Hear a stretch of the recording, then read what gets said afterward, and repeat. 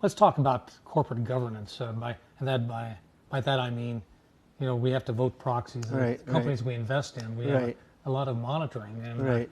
the two of you are very active in that. And I know you have strong feelings about the importance of corporate governance. Yep. So why do you think we should spend so much time? Well, what's happened through time is that the institutional investors have become more and more important, a larger fraction of the total holdings of assets. And I think that makes it incumbent on them to get involved in corporate governance. Somebody should be looking. You have to be looking to see what's going on. 30 years ago, nobody in finance was interested in corporate governance, right?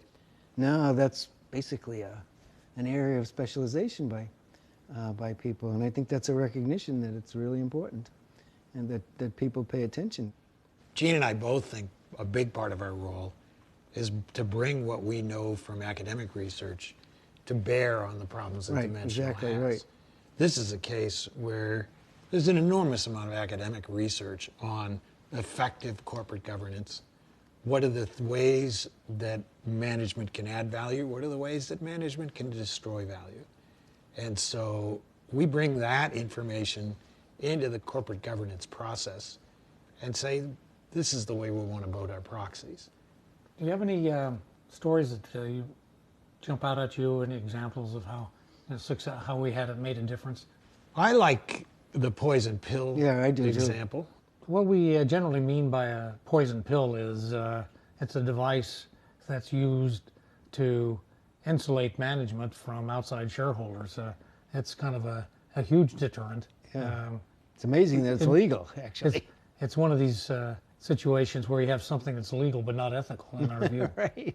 We feel strongly that it's rare that a poison pill is actually adding value for shareholders.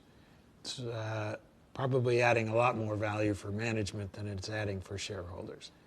And so we have a policy that we're going to vote against poison pills, and we're going to vote against directors that are there when a firm instates a poison pill without the approval of their shareholders.